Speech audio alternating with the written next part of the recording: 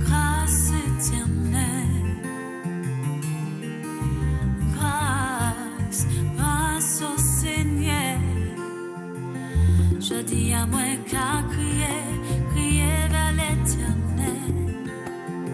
Pas je dis moi dans la peine, moi pas ni force forcée. Et tout qui me qu'est, moi pense moi pas arriver. Allez, je dis à moi qu'à mon Dieu, anti-faveur pour Dieu. Moi qu'à mon Dieu, grâce. Grâce éternelle. Ah ouais, c'est une grâce exceptionnelle que tu nous fais, que tu nous donnes, Dieu Tout-Puissant. Eh bien, c'est une grâce parce que nous pouvons donc respirer dans ce pays, nous pouvons donc courir, respirer à plein poumon. D'accord? Donc, c'est une grâce d'être là, d'être vivant ce matin. Et pour tous ceux qui regardent, tous les téléspectateurs que je salue. Et Dieu nous fait grâce parce que nous sommes dans la période de grâce. Amen, alléluia. Donc, je vais donc m'incliner et prier. Donc, au Dieu Tout-Puissant, merci pour ce moment d'être présent devant les téléspectateurs, Seigneur. Et je te demande de toucher, Seigneur, tous ces téléspectateurs qui entendent ta parole, afin que, Seigneur, que tu puisses leur donner un cœur tendre et un cœur de chair, Seigneur. Je te loue, je te bénis. Avec tous les attributs que tu as, tu es le Dieu El Shaddai, tu es le Dieu Adonai, tu es, mon Dieu, le Dieu Tout-Puissant, tu es l'Oméga et l'Alpha. Comment ne pas te louer? Tu es le Dieu souverain et nous avons nulle part à aller que ce n'est qu'au pied de la croix pour, Seigneur, te donner nos doléances. Nous te louons, nous te bénissons, nous t'avons prié dans le puissant nom de Jésus. Amen, amen. Oh, quelle grâce d'être là ce matin. En tout cas, pas de course, je voudrais saluer quelques personnes. Donc, c'est l'embrassade, l'accolade, c'est un peu tout pour mes enfants donc, qui sont sur la métropole.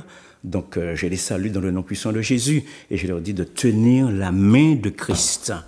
Je voudrais aussi saluer donc à Clermont-Ferrand le pasteur donc qui se trouve donc à Clermont-Ferrand. Donc, je le salue et je lui dis que Dieu t'aime. Dieu t'aime et Dieu te demande de continuer le combat, Gérard Limier.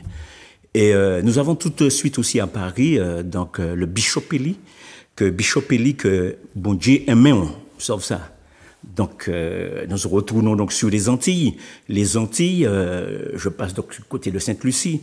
Sainte-Lucie, donc l'apôtre Lesta Djem. Lesta Djem, c'est un combat difficile, mais c'est la persévérance qui compte. Et puis, nous retournons donc sur les Antilles toujours, nous continuons sur les Antilles.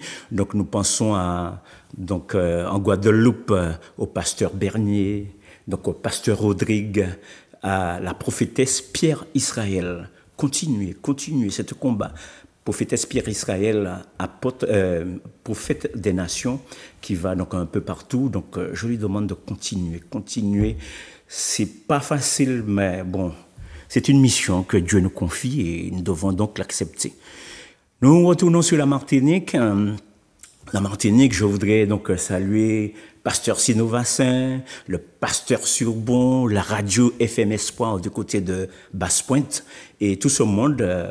Je leur demande aussi donc soyez bénis et puis continuez donc le combat que Dieu donc vous a donné à faire.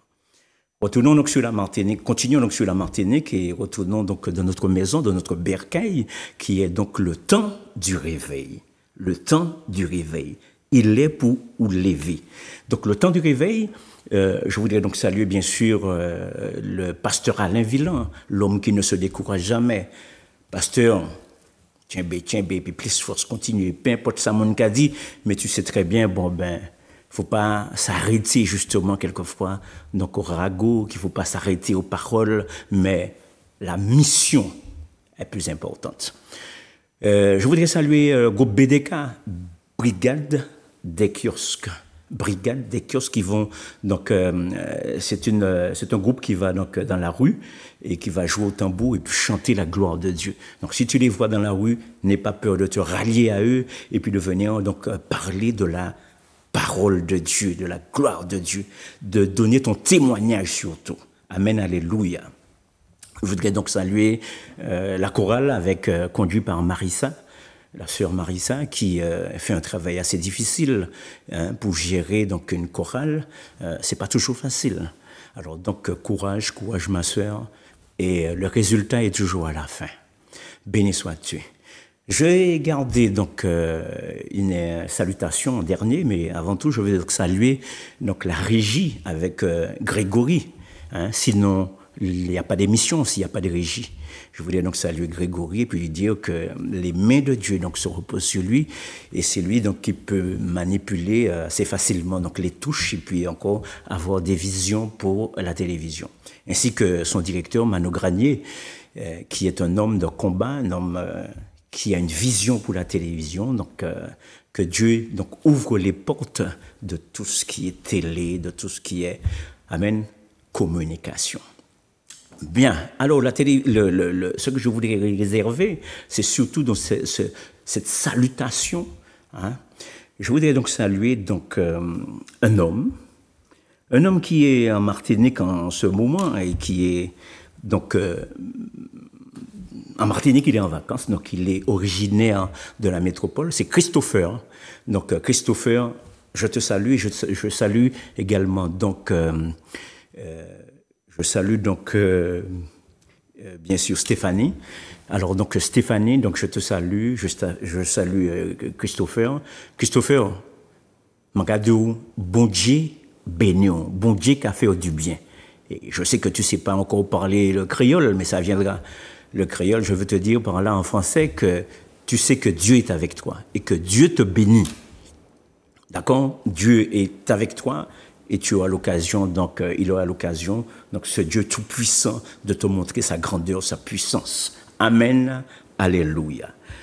Ce matin, au fait, je veux te parler le titre de mon message, d'encouragement que je voudrais porter donc à cette population, aux téléspectateurs. Je voudrais porter un message de réconciliation, un message de fortifier le peuple. Pourquoi? Parce que nous traversons une zone de turbulence. Et c'est ça le titre, zone de turbulence. Avant de parler justement de cette zone de turbulence, je veux te lire 2 textes. Et les 2 textes se trouvent dans le livre d'Ésaïe, Ésaïe chapitre 11 au verset 11. Voici ce qu'il nous dit. Je commence, amen, alléluia. Ésaïe chapitre 11, verset 11, il nous dit: dans ce même temps, le Seigneur éteindra une seconde fois sa main pour racheter le reste de son peuple dispersé. En Assyrie, en Égypte, à Patmos et en Éthiopie, à Élam, à Shinéar et à Hamath, et dans les îles de la mer. Je dis bien, dans les îles de la mer. Deuxième texte, toujours dans le livre d'Ésaïe, chapitre 42, verset 10. Voici ce qu'il est dit. Ésaïe, chapitre 42, verset 10. Chantez à l'Éternel un cantique nouveau. Amen.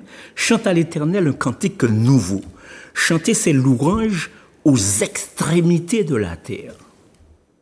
Vous qui voguez sur la mer, et vous qui la peuplez, îles et les habitants des îles. Donc, Martinique ou Adam, comprenons donc que nous sommes un peuple béni. Ah ouais. Nous sommes un peuple béni, nous qui habitons dans les îles. Les gens sortent de très loin pour venir visiter les îles. Pourquoi? Parce que c'est comme si nous étions dans un paradis, nous sommes dans ce paradis terrestre. Oui, mais nous qui vivons dans les îles, le plus souvent, nous ne portons pas attention à ce que nous avons. Les gens de l'extérieur qui sortent de très loin, qui sortent de l'autre bout du monde, ils viennent visiter la Martinique ou encore la Guadeloupe, enfin les îles. Et ils trouvent ça très bien, très beau. Mais il y a un problème.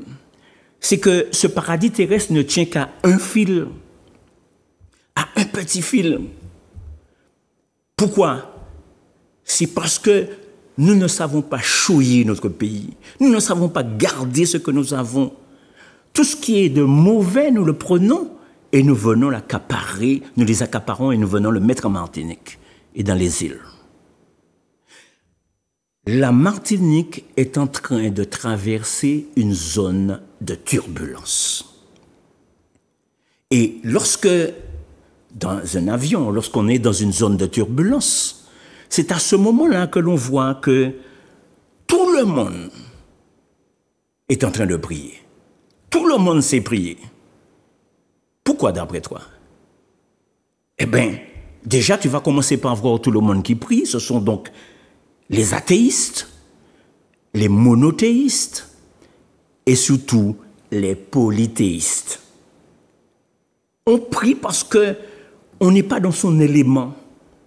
On n'est pas dans un endroit où ferme, on peut courir, on peut s'échapper de cette zone de turbulence.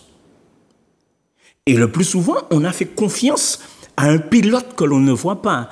Un pilote qui, on est sûr dès le départ, va nous conduire à destination. Il va nous conduire à bon port. Et nous sommes sûrs, malgré c'est un homme, malgré c'est une personne que l'on ne voit pas, que l'on ne connaît pas, on le fait confiance parce qu'on est sûr qu'il va nous conduire à un endroit qu'on avait demandé, c'est notre destination.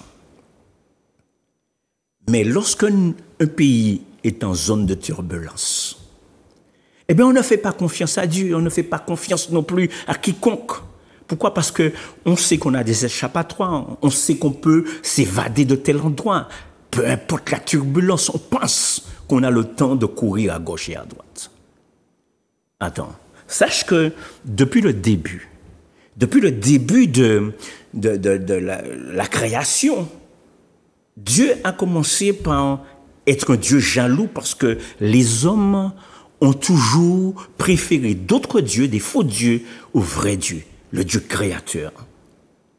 Nous avons le premier Dieu qu'ils ont essayé donc de copier, essayer d'adorer. Hein? C'était un faux Dieu. Il y a eu donc Baal Zéboul. Il y a eu Astarté, Milcom, c'est donc le premier.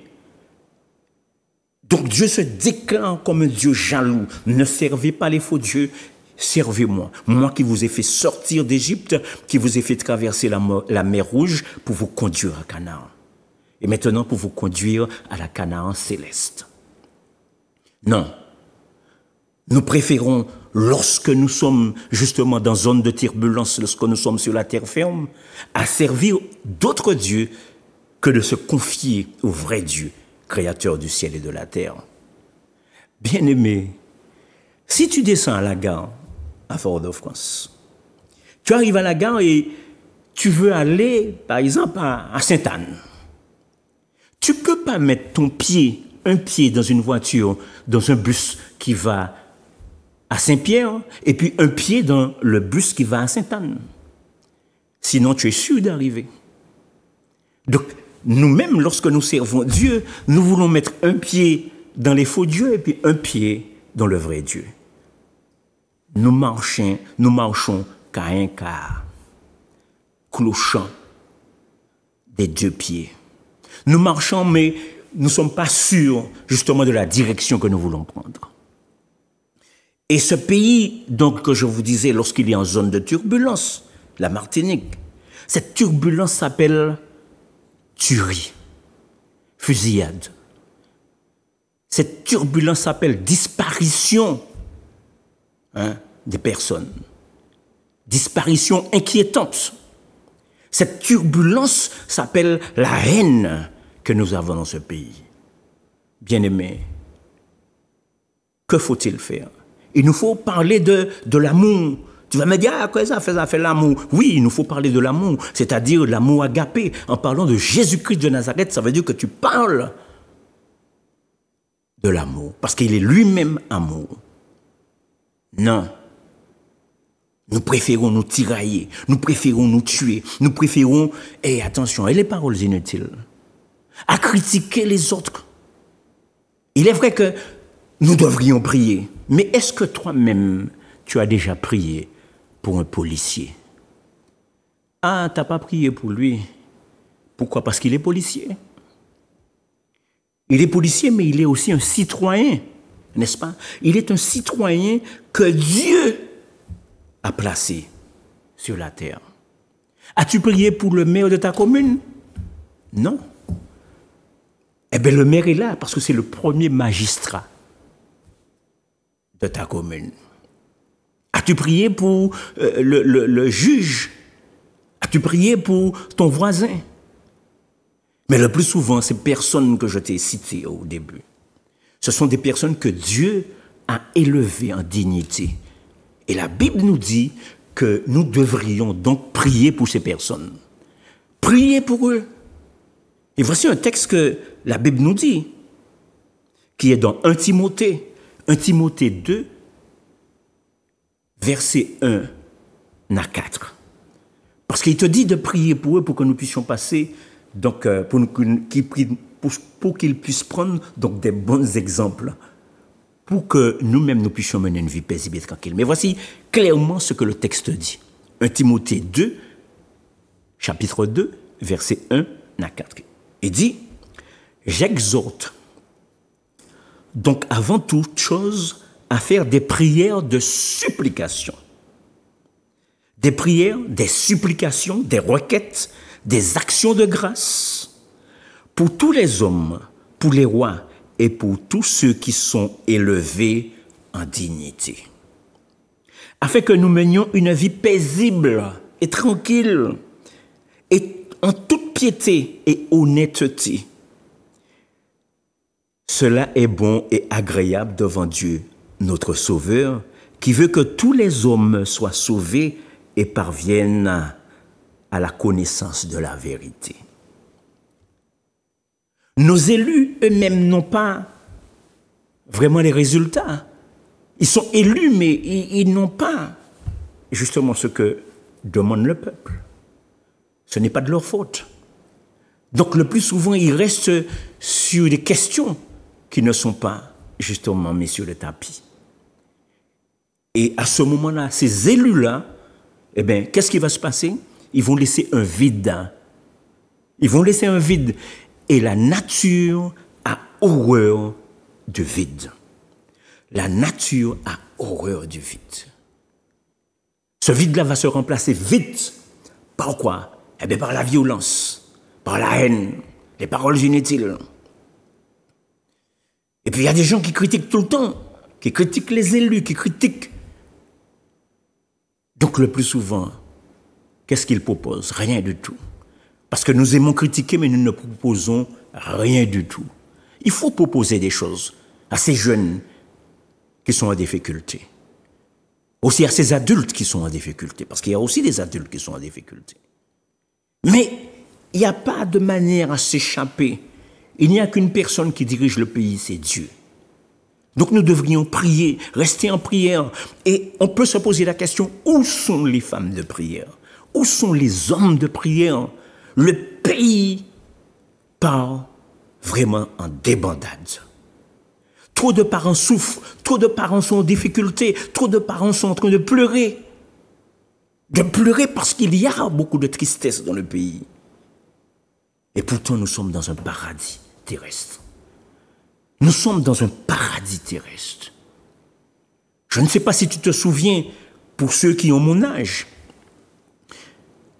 il y a un temps, les cyclones, les mauvais temps nous rapprochaient, nous donnaient encore de la solidarité pour vivre.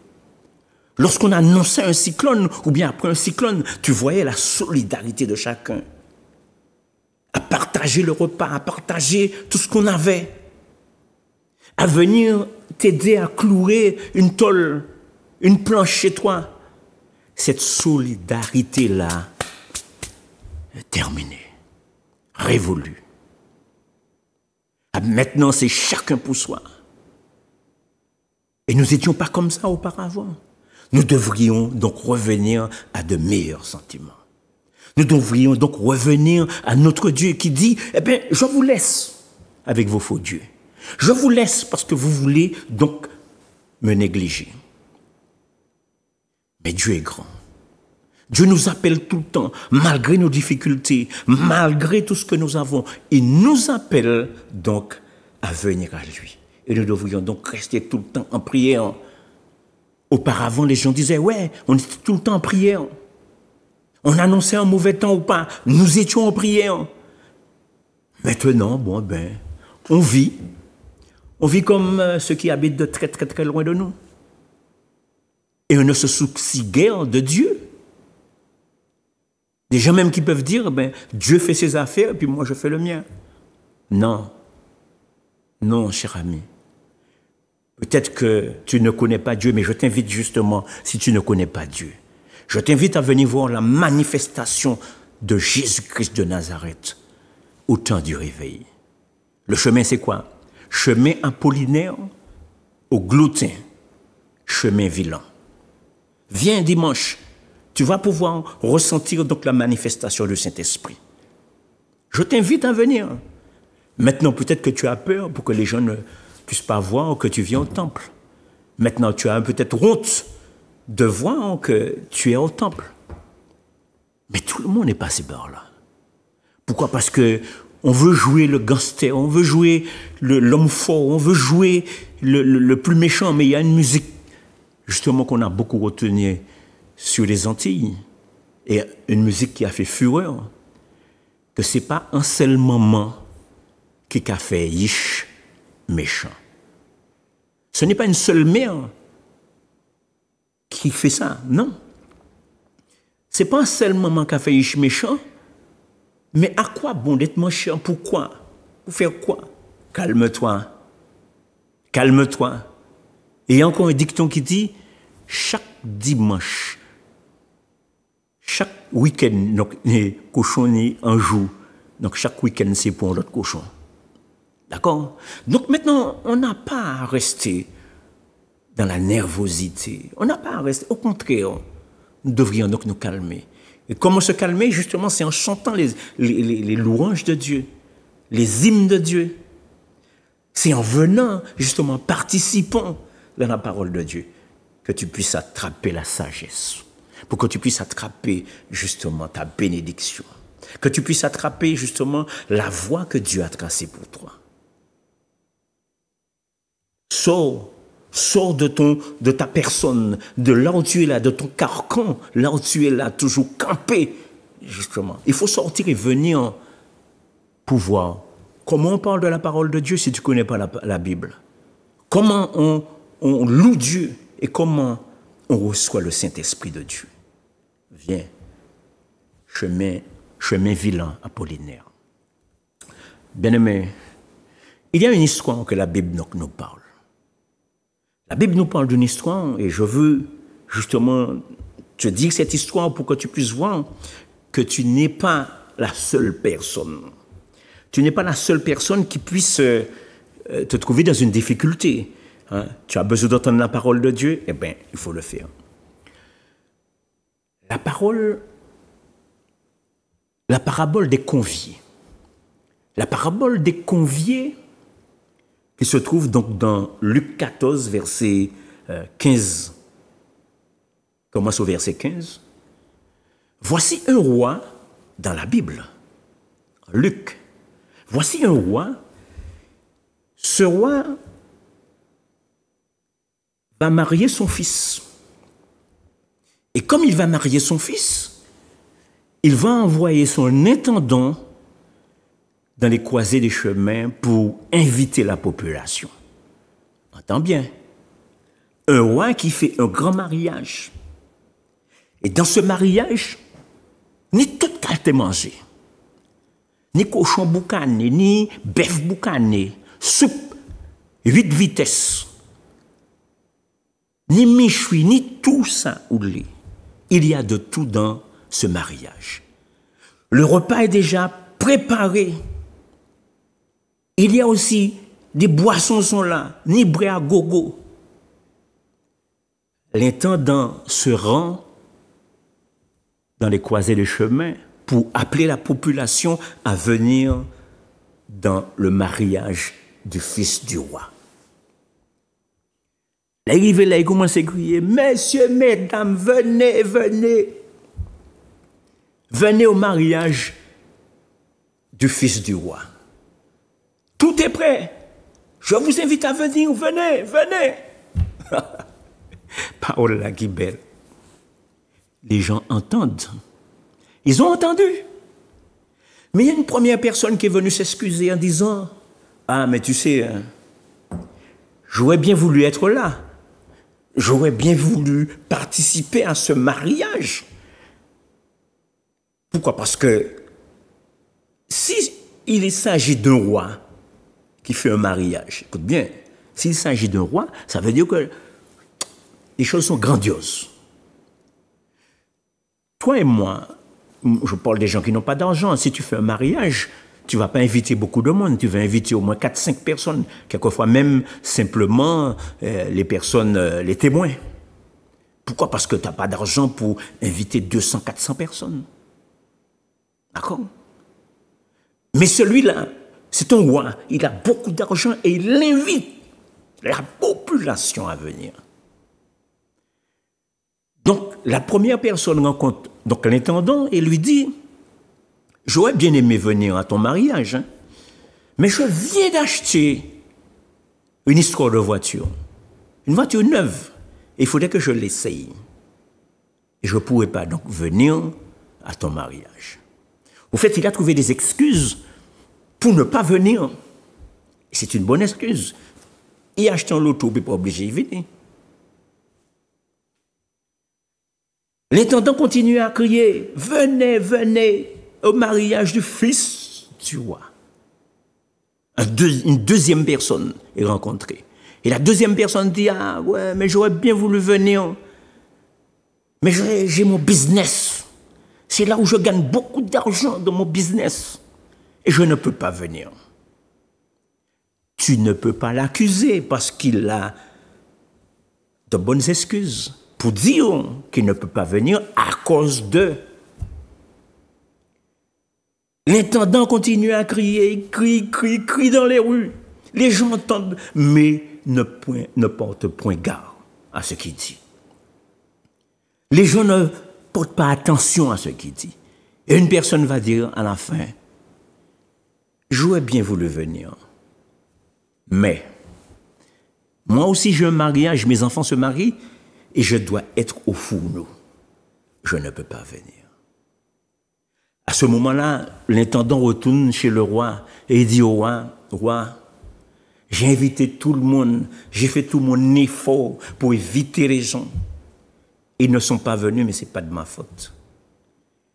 Et le roi va lui dire, eh bien, pars, vas-y, et invite, écoute bien les gens, les estropiés, invite donc les SDF, les boiteux, les fous. Invite ces gens-là au mariage de mon fils. Et attention, demain lorsque tu iras, tu vas passer même dans le paradis de Dieu. Qui c'est que tu vas voir là en premier? Eh bien, ces personnes-là que tu es en train de négliger sur la terre. SDF, boiteux, les fous, ils seront là, ils t'auront devancé dans le paradis de Dieu. On va parler donc d'une autre parabole. Une autre parabole donc, qui parle du semeur. Avant de parler donc du semeur, je veux te dire que l'agriculture, comme tu le sais, c'est le premier métier qu'il y a eu sur la terre. C'est l'agriculture. Et quand tu regardes dans la Bible, quand Dieu a créé le ciel et la terre, au début, la Bible nous dit qu'il y avait des arbres, mais qui ne portaient pas encore de fruits parce qu'il n'y avait pas encore d'hommes pour cultiver la terre. Amen. Il n'y avait pas encore d'homme pour cultiver la terre. Ensuite, quand on regarde un peu plus loin, lorsque tu arrives dans la Genèse, un petit peu plus loin, avant le déluge, après le déluge, qu'est-ce que Noé donc a fait? La première chose qu'il a fait, donc il a planté de la vigne. Pour te dire que l'agriculture, c'est quelque chose de très important. C'est une bénédiction d'être un agriculteur.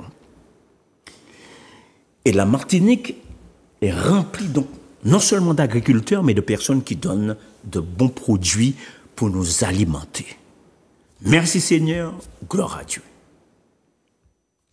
Ici, il est parlé d'un semeur. Un semeur qui vient pour semer. Et nous allons lire donc ce que la Bible nous dit. Il dit quoi? Nous sommes donc dans le livre de Matthieu, chapitre 13, à partir du verset 1er, et nous irons donc au verset 11. Il est dit, ce même jour sorti, autant pour moi, sorti de la maison, en ce même jour, Jésus sortit de la maison et s'assit au bord de la mer. Amen. Une grande foule s'étant assemblée auprès de lui, il monta dans une barque et il s'assit. Toute la foule se tenait sur le rivage.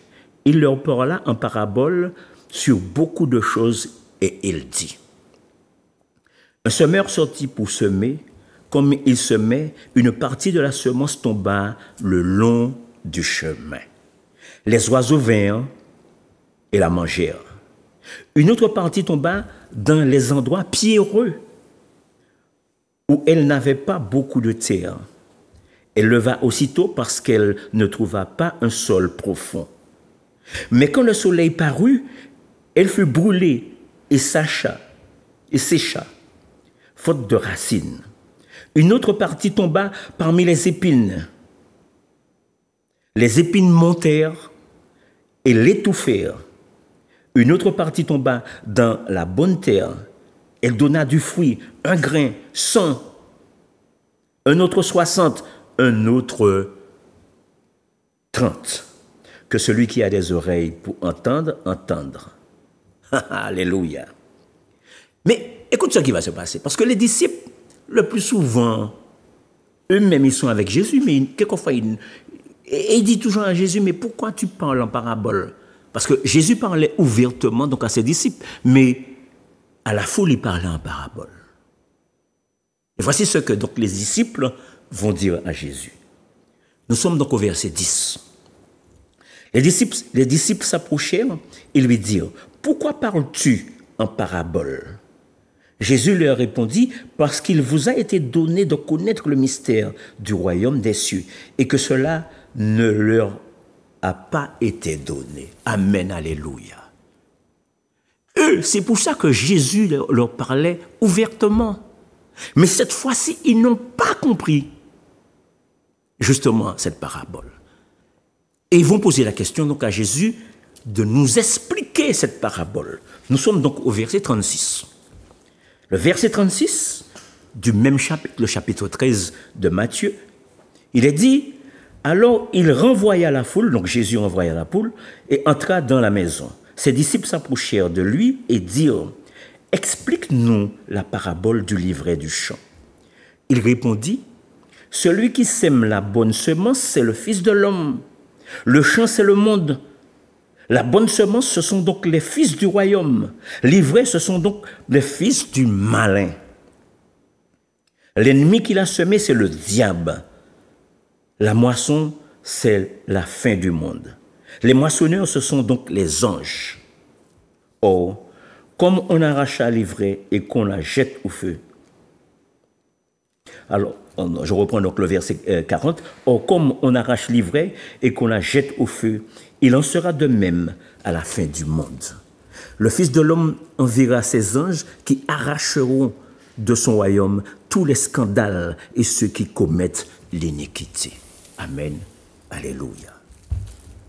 Bien-aimés, nous sommes dans cette zone de turbulence et je veux encore t'inviter, justement, à venir au temps du réveil, à venir écouter donc la parole de Dieu.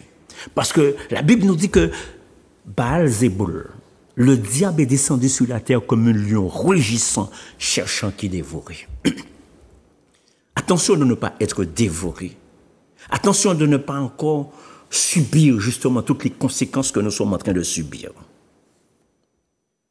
Et je veux te dire quelque chose avant de te parler de Saul de Tarse, qui était lui-même un meurtrier, qui était lui-même une personne mais vraiment vulgaire, méchant.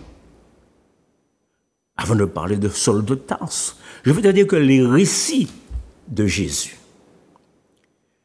lorsque Jésus était vivant, son récit n'était pas encore écrit. Amen. Alors, donc Jésus disait, il est dit de moi, on parle de moi, il est dit de moi. Et il citait 3 endroits. Il est dit de moi dans la loi, dans les psaumes et dans les prophètes. C'est pour cela que, on va dire, la grâce s'appuie sur ces 3 choses. La loi, qui est donc une loi que Dieu a donnée à Moïse. Il est donc appuyé sur les psaumes. Les psaumes, c'est un moment de réconciliation, d'humiliation, où on se rabaisse devant Dieu. Les psaumes. Et puis, il est aussi donc donné par les prophètes. On parle de lui par les prophètes. Pourquoi? Parce que les prophètes, c'est eux, justement, qui viennent pour dire les paroles de Dieu. Pour dire ce que Dieu attend de nous. Mais voilà, ne voilà-t-il pas que ce Saul de Tarse, je disais donc, était un meurtrier. Une personne qui, vraiment, avait une très bonne intention devant les Romains. Parce que son but, c'était d'arracher les disciples de Jésus et les ramener vivants à Rome devant César. Le but de Saul de Tarse, et on l'appelait Saul de Tarse parce qu'il habitait à Tarsis. En ce moment-là, il n'y avait pas encore, dans cette période-là, il n'y avait pas d'identité. Pour identifier une personne, on disait donc simplement l'endroit où tu habitais, ou encore le travail que tu faisais.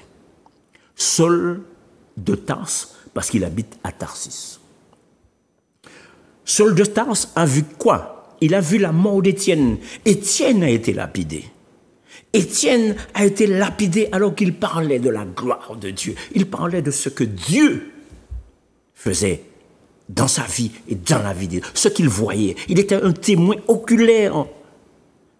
Et ce Saul de Tarse, les pieds, le linge d'Étienne était à ses pieds. Parce qu'il était vraiment un guerrier.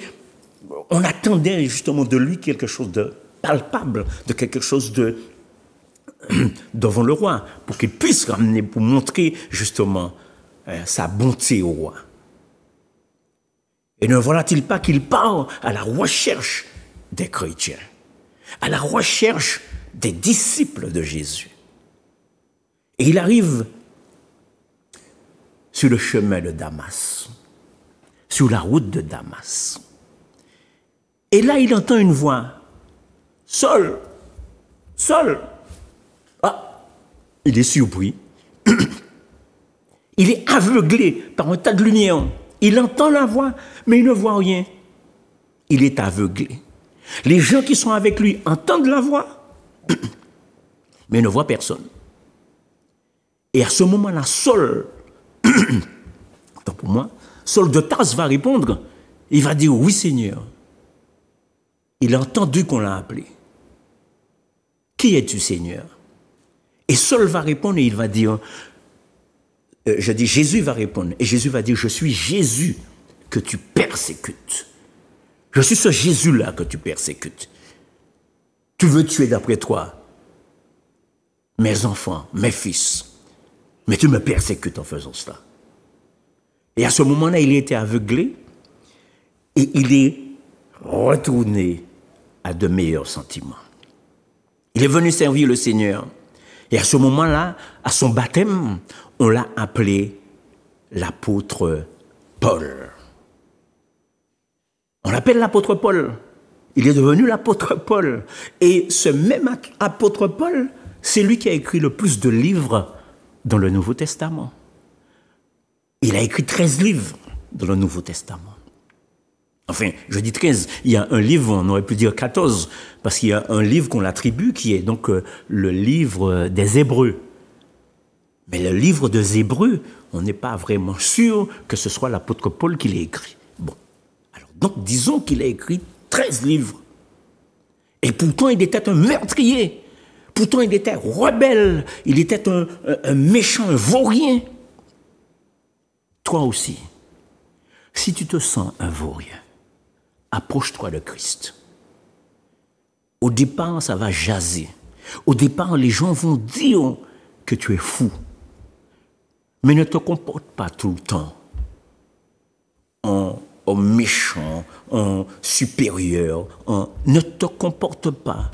Comporte-toi comme un enfant de Dieu. C'est-à-dire une personne qui s'est restée dans la sagesse, qui s'est restée justement dans l'humiliation. Je t'invite encore, c'est une invitation, afin que la Martinique puisse sortir justement de ce délire de tuerie, de ce délire de disparition, de meurtre et de tout ce qui s'ensuit. Je t'invite à venir, de trouver un temple, peu importe lequel, et va, confesse justement ce que tu as dans ton cœur. Pas aux hommes, mais à Dieu lui-même. Et dis-lui de reconnaître ton cœur afin que tu puisses venir vers lui. Je t'invite dimanche à venir au temps du réveil. Sois béni et que la Martinique soit bénie. Réveille-toi, toi qui dors. Amen.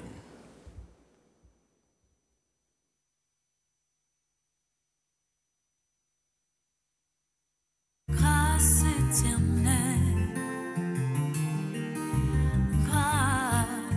grâce au Seigneur. Je dis à moi qu'à crier vers l'Éternel. Pas gentil, moi dans la peine, moi pas ni forcer. Et tout qui me qu'est, moi pense, moi pas arriver. Allez. Je dis à moi commander anti-faveur pour Dieu.